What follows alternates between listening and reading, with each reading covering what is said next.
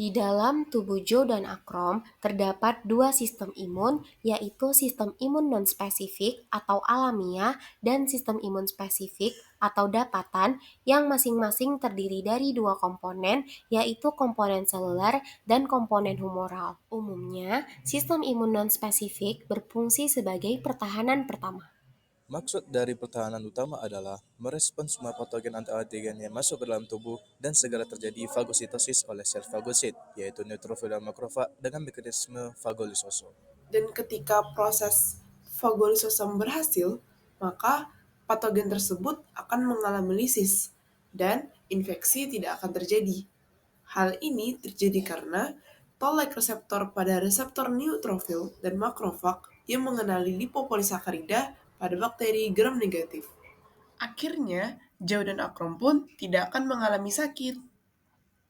Namun, karena kebiasaan Joe dan Akrom yang sering jajan sembarangan di pembangunan dan sering nugas, serta ngelaprak setiap malam hingga mengharuskannya begadang sampai pukul 3 pagi agar tidak dimarahi oleh asisten, lama-kelamaan sistem imunitas tubuh mereka menjadi melemah. Alhasil, ketika Joe dan Akrom beli gorengan Dev Mipa dan 30 menit kemudian terjadi diare, demam yang sangat panas, sakit kepala, panas dan dingin, kelelahan pada tubuh dan gejala lainnya yang merupakan hasil gejala dari infeksi bakteri Salmonella typhus ataupun penyakit tipus.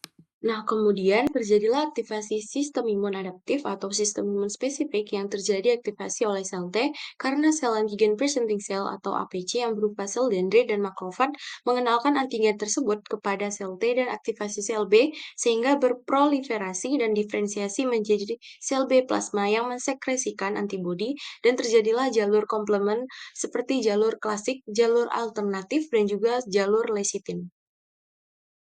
Saat bakteri Salmonella typhi yang merupakan bakteri gram negatif memasuki tubuh Joe dan Akrom, jenis PRRS ataupun Pattern Recognition Receptor pada sel makrofag dan neutrofil yaitu TLRS, terutama TLR4, mengenali bakteri tersebut dan menempel pada reseptor bakteri tersebut sehingga menginisiasi proses Namun, fagolisasi. karena jumlah bakteri dari gorengan FMIPA terlalu banyak, sebagian berhasil lolos dari proses fagolisosom.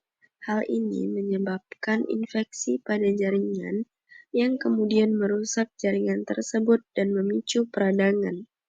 Sel inflamasi berperan dalam merekrut sistem imun, terutama fagosit seperti makrofag dan neutrofil ke lokasi infeksi. Akibatnya, tubuh merespons dengan gejala sistemik seperti demam yang dipicu oleh sitokin IL-6 dan produksi protein fase akut seperti C-reactive protein. Di saat yang bersamaan, terjadi aktivasi sistem komplement yang berfungsi sebagai opsonisasi patogen, chemotoksis, dan pembentukan membran attack complex atau MAC untuk melisiskan patogen atau antigen. Karena Joe dan Akrom telah menempuh mata kuliah imunologi, mereka percaya pada tubuh mereka sendiri untuk melakukan mekanisme sistem imunnya.